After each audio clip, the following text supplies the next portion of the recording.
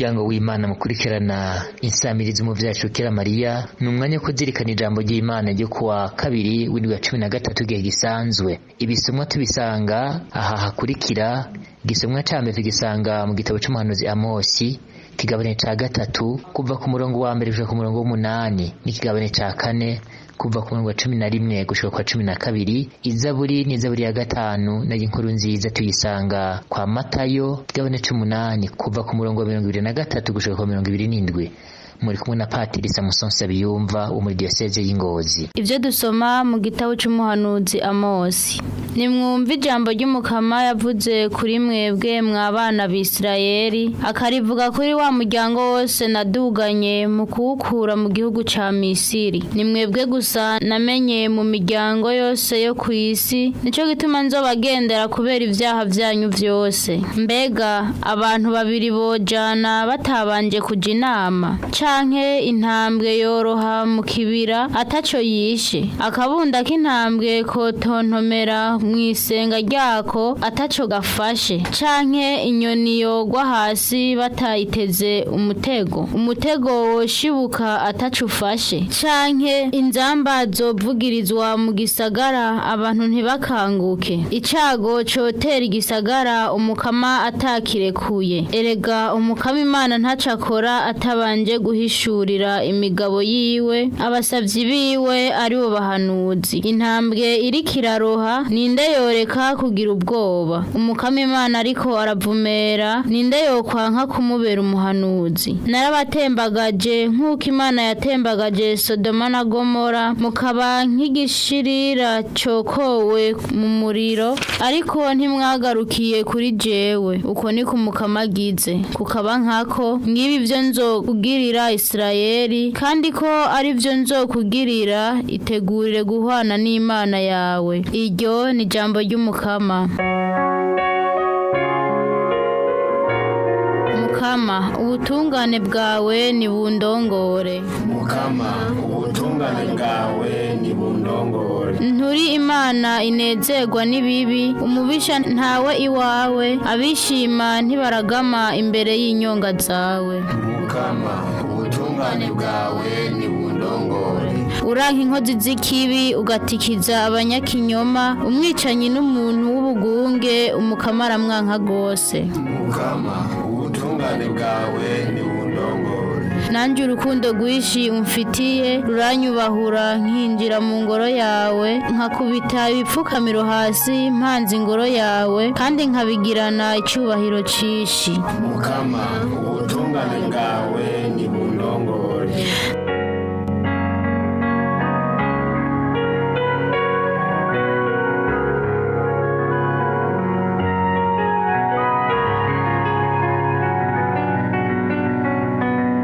Inkuru nziza ya Yezu Kristo nko tuyishikirizwa na Matayo mweranda. Yezu yuriye mu bwato, abigisha biwe baramukurikira. Hanyuma rero mu kiyaga haduka inkuru amahanga, mbere ubwato burarengwa n'ibisebuzi, nabo Yezu akaba asinziriye. Abigishwa biwe baramwegera baramuvyura bati, erega Mukama, dutabare turatikiye. Araheza arababwira ati, mutewe ubwoba niki? Ewe mw'abantu mwemera buhoro. Araheza arahaguruka abwiriza umuyaga n'ikiyaga, haca aratekana neza. Ba bantu baca barumigwa bavuga bati, uyo muntu umuyaga n'ikiyaga vyumvira agenza ate? Dushemeze iyi nkuru nziza ya Yezu Kristo.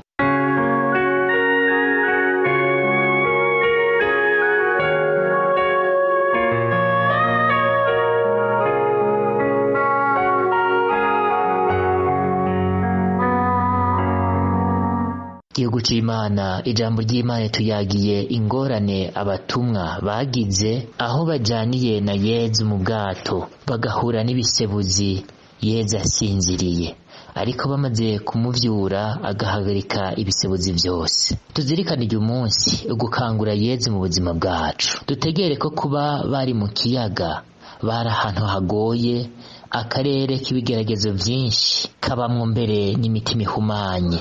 Niho haciye haduka inkuru amahanga, kandi kare hari hatekanye. Ubuzima bwacu buragera ahantu hasa nkaha, haduka inkuru amahanga igihe cyose tugezaho twihweza ivyo tubayemwo, tukabura ico dukora kuko twananiwe ibibazo bikagwira kimwe ku kindi canke mbere bigahurirana. Uko ingorane zigwira niko umutima utunguka, kuko umuntu abona ko ahava apfa. Nico kimutuma aca atawakuba arondera ko yokiza ubuzima bwiwe n'akare nikatihaba. Iyo turiko turaba mu bintu vyiza bitonda umurongo neza kimwe ku kindi, ibyo dukoze tukabishitsa aho twipfuza kandi heza, benshi turabona ko ubuzima bugenda neza ataco twicura, mbere tugahezagira Imana tubona ko turi kumwe nayo. Ariko bigoranye ingorane igakura iyindi, hari aho womenga Imana ntikiri hafi yacu,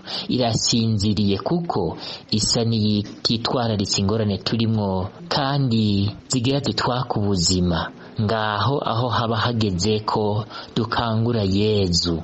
Gukangura Yezu mu buzima bwacu, bakijana na Yezu abatumwa ntaco binona kuko Yezu yahabona.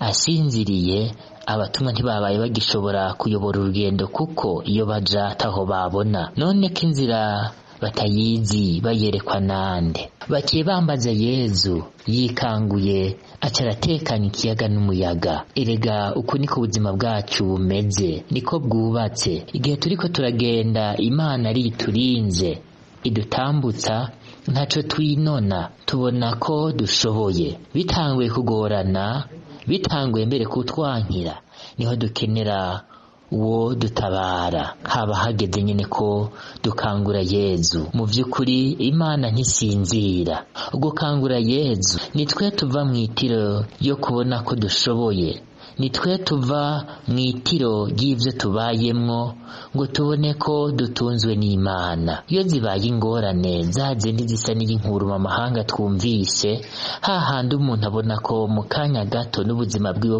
buhasigara, amirukiro tuba dusigaranye ni Yezu. Niwe tubwira tuti erega Mukama dutabare turatikiye. Mw'uwo mwanya tidusubira kuraba uburemere bw'ingorane dufise, ahubwo twihweza Yezu, we tuzeye kubuzima, we tuzeye kurukiza. Nkuko kumwihweza turamuhamagara bikarangukira mu gisabisho. Ni ivy'ukuri ugukangura Yezu mu buzima bwacu no kugira ubuzima bw'igisabisho. Ico naco kikarangwa no kuraramura amaso tuyerekeza ku Mana. Uko duhamagara Yezu niko tumubwira ukuri ku buzima bwacu, nibwo buhinduka nk'imperezwa tuba turiko turatura Imana, nayo Imana ikatwishura ico nyene ibona ko kitubereye.